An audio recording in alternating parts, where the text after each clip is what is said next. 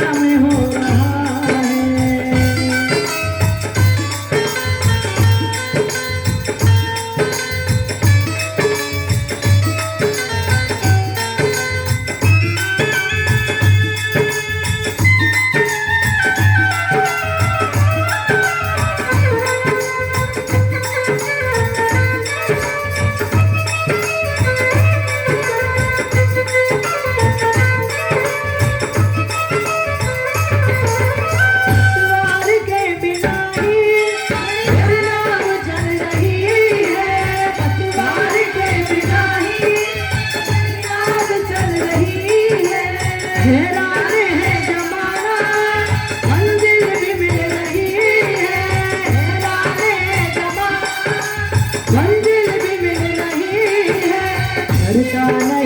कुछ भी करता नहीं मैं कुछ भी, सब काम हो रहा है मेरा आपकी कृपा से, सब काम हो रहा है मेरा आपकी कृपा से, सब काम हो रहा है। हमारे भी अनुभव है जीवन में, पता नहीं तुमने महसूस किया कि नहीं किया, लेकिन हमने अपने जीवन में महसूस किया है कि जरा सा हम सोच लेते हैं कि ये होना चाहिए और वो हो जाता है। कैसे होता है पता नहीं, कौन करता है पता नहीं। एक रात को मुझे नींद नहीं आई, रात के 2 बज रहे थे, मैं उठकर और झंडे पे बैठ गई जाके आश्रम में, और वहां बैठ के बस एक दृश्य दिखा मुझे कि आश्रम में भंडारा, परमानेंट भंडारा चल रहा है और बड़ा चावल आटा सीधा जैसे बोरी के बोरी भरे पड़े हैं, ऐसा दृश्य ही दिखा था बैठे बैठे। मैंने सुबह जो हमारे भक्त लोग थे उनको कहा कि मुझे तो ऐसा दिखा है। बस सारे जुट गए और पिछली साल 12 नवंबर से छोटी दिवाली से भंडारा शुरू कर दिया, जन्मदिन, और आज तक वो भंडारा डेली 600 700 1000 भी लोग हो जाते हैं। इतने लोग रोजाना आश्रम के दरवाजे पर आकर भोजन करते हैं, और 10 11 15 लोग हैं जो टीम, मैं कुछ भी नहीं कर रही, मैंने तो सिर्फ कहा था कि हुआ और हो गया। और लोगों में प्रचार हो रहा है कि देवी जी तो बड़ा भंडारा चला रही है। नाम किसका हो रहा है?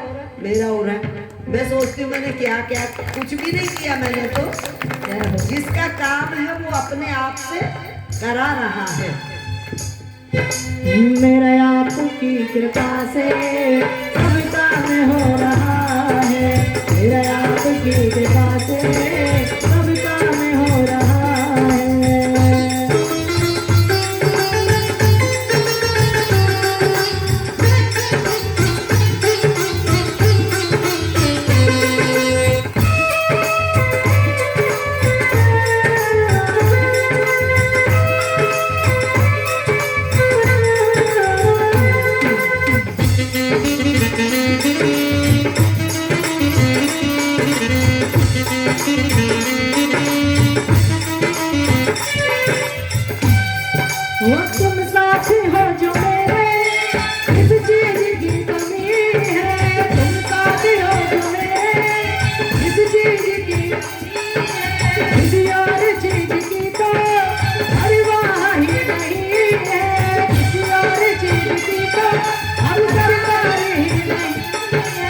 मेरे साथ से गुलाम अब, मेरे साथ से गुलाम अब गुलबा में हो रहा है मेरा आपकी कृपा से सब काम हो रहा है मेरा आपकी कृपा से सब काम हो रहा है।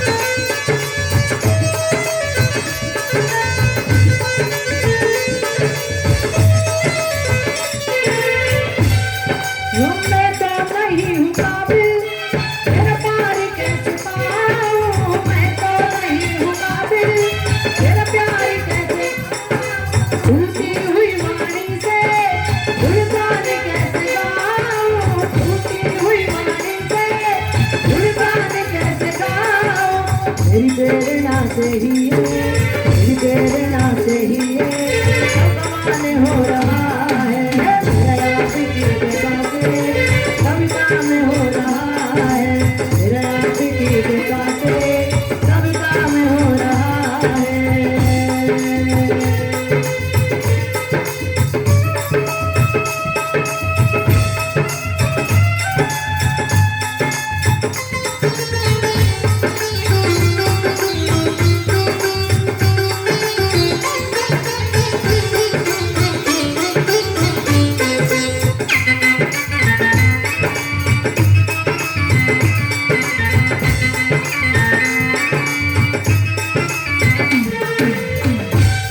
वो मुझे हर कदम डगर पर तूने दिया सहारा। मुझे हर कदम डगर पर तूने दिया सहारा। मेरी जिंदगी बदल दी तूने करके एक इशारा। मेरी जिंदगी बदल दी तूने करके एक इशारा। एहसान पे ये तेरा, एहसान पे ये तेरा एहसान हो रहा है। आपकी कृपा से सब काम हो रहा है। आपकी कृपा से सब काम हो रहा है। करते हो तुम दयालु तेरे नाम हो रहा है। करते हो तुम दयालु तेरे नाम हो रहा है। आपकी कृपा से सब काम हो रहा है। आपकी कृपा से सब काम हो रहा है। आपकी कृपा से सब काम हो रहा है। मेरी आपकी दया से सब काम हो रहा है। सब काम हो रहा है। सब काम हो रहा है। सब काम हो रहा है। कभी कभी ऐसे धन्यवाद किया करो। जीवन में जब कुछ घटित हो जाए श्रेष्ठ, तो उसके लिए प्रभु को बार बार धन्यवाद किया करो। हे प्रभु, आप मेरे साथ हैं इसलिए ऐसा हुआ है। और जब कष्ट आए तो ये विश्वास किया करो कि वो मेरे अंग संग है, वो मेरा कुछ बिगड़ने नहीं देगा। उस हालत में विश्वास करो, दृढ़ता लाओ। ये ही सिखाते हैं हमारे गुरुजन, क्योंकि इसी को उन्होंने जिया है। उन्होंने इसका वो अनुभव है ये गुरुजनों का हमारे, जो हमें सिखाते हैं। तो आइए, वो महाधुनी करते हैं और पहुंच जाते हैं। हनुमान जी और राम जी का मिलन देख के सब बड़े प्रसन्न होते हैं, आनंदित होते हैं। आज खुशी की लहर है पूरी वानर सेना में। सीता जी की खबर आ गई है। सीता जी का पता चल गया कि वो ठीक ठाक हैं, ये पता चल गया। तो सब बड़े प्रसन्न से नाच रहे हैं, कूद रहे हैं, जो भी कर सकते हैं कर रहे हैं। अब उधर की खबर लेते हैं, चलते हैं लंका की तरफ। लंका में जो हलचल मची है, लंका में जो हुआ है हनुमान जी के कारण, तहस नहस कर दी लंका। रावण का एक पुत्र भी मर गया, अक्षय कुमार, और न जाने कितने राक्षस मर गए थे, और फिर सारी लंका जला दी। घर घर भय है, डर व्याप्त हो जाता है ना? डर हो जाता है। ऐसी हालत में सब डरे हुए हैं अंदर से, और रावण भी अंदर से तो दुखी है, पर उसकी अकड़ जो है, वो अहंकार जो होता है ना, वो अपने आगे किसी को समझता ही नहीं है। तो मंदोदरी दुखी है, उसका बेटा गया है। मंदोदरी समझाती है कि कुछ करो तुम, ये युद्ध ये छोड़ दो, लड़ाई, ये दुश्मनी छोड़ दो, सीता को वापिस कर दो। पर वो मंदोदरी की बात नहीं सुनता। उसे लगता है ये तो डरपोक है, इसलिए बोल रही है ऐसा, ये औरतें तो डरपोक होती हैं। तो ऐसा वो मान लेता है। वो अपने सभा में बैठा है और विभीषण जी आते हैं। विभीषण जी भी आकर यही समझाते हैं, भाई तू सीता जी को वापिस कर दे, बहुत हो गया खेल, अब और ना करा। सीता जी को वापिस कर और राम जी का जाकर हाथ पैर पकड़ ले राम जी के साथ मिल जा। ये सुनकर वो आग बबूला हो जाता है, उसे बहुत गुस्सा आता है और वो विभीषण को लात मार देता है। कई संत तो ऐसा कहते हैं रावण बहुत समझदार था। वह चाहता था कि विभीषण यहाँ लंका में रहे ही ना। क्यों ना रहे? क्योंकि ये भक्त है, इसकी भक्ति में यहाँ। कहते हैं रावण तो विभीषण से बहुत ज्यादा प्यार करता था। उसने लात इसलिए मारी कि वैसे निकालना उसको मुश्किल था, लात मारने से वो आसानी से चला गया। तो लात मारी, विभीषण चल पड़ा। तो विभीषण के पीछे पीछे उन्होंने 2 अपने गुप्तचर भेज दिए, सुख सारंग। विभीषण चल पड़ता है और राम जी के पास पहुंच जाता है।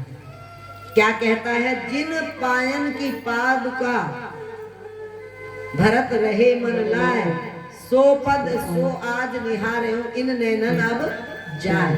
सो पैर चरण आज इन नैनों से जाकर निहारूंगा। अंदर से खुश हो गया कि बहुत अच्छा हुआ, प्रसन्न हो जाता है और राम जी के चरणों में जा पहुंचता है। वहां जैसे ही सुग्रीव देखते हैं कि विभीषण आ रहा है, तो सुग्रीव राम जी से सूचित करते हैं कि महाराज दुश्मन का भाई आ रहा है। ये नहीं पता क्या किस लिए आया है, क्या करने आया है। जबकि विभीषण ने हनुमान जी का सहयोग किया था, लेकिन फिर भी नीति ये कहती है कि दुश्मन के किसी भी व्यक्ति का भरोसा नहीं करना चाहिए। हनुमान जी कहते हैं विभीषण हमारा मित्र है, विभीषण से डरने की कोई जरूरत नहीं है। विभीषण, राम जी कहते हैं जाओ प्यार सहित स्वागत करके उसको ले आओ। राम जी बुला लेते हैं विभीषण को और विभीषण चरणों में पड़ जाता है आके। राम जी उसको गले लगाते और क्या कह के बुलाते? लंकेश, लंकेश कहते हैं। लंकेश का मतलब कौन था? लंकेश रावण था। रावण था लंकेश। यहाँ राम जी ने विभीषण को लंकेश बोल दिया। मतलब जैसे गीता में श्री कृष्ण भगवान कहते हैं अर्जुन से, अर्जुन कहता मैं युद्ध नहीं करूंगा, कहते ये तो मैं मार चुका इनको, तो ये तो सिर्फ तू तो निमित्त है। तो राम जी भी मार चुके हैं रावण को, यानी मरना उसका तय है, लेकिन बस एक बाहर का दिखावा बाकी बचा है। जो पाप कर्म करता है ना, जो दुष्कर्म करता है, दुर्व्यवहार करता है, वो मरे हुए जैसा ही हो जाता है, उसमें कुछ बाकी नहीं रहता। तो राम जी उसको लंकेश कह के बुलाते हैं और राम जी उसे गले लगाते हैं, मित्रवत उससे प्यार करते हैं। विभीषण राम जी का ये प्यार पाके अत्यंत प्रसन्न होता है, अत्यंत खुश होता है और प्रार्थना करता है राम जी से, ओ मेरी किस्मत का सितारा आपके हाथों में है। मेरी किस्मत का सितारा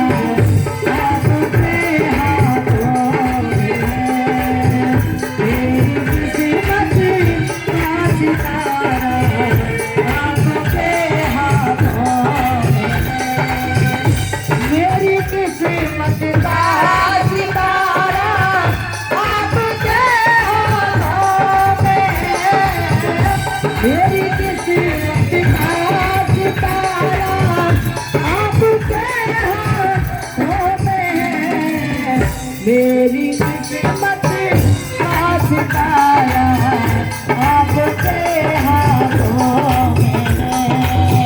मेरी किस्मत का सितारा आपके हाथों में है।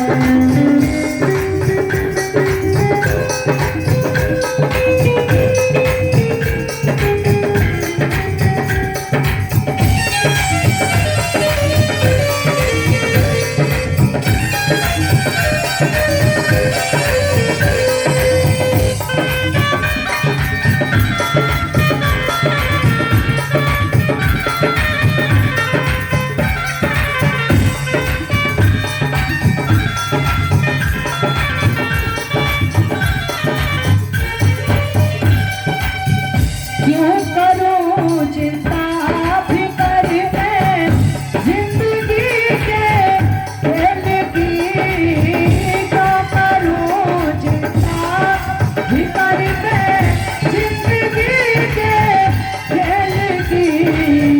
कौन जीता कौन हारा, कौन जीता कौन हारा, आप के हाथों में है। कौन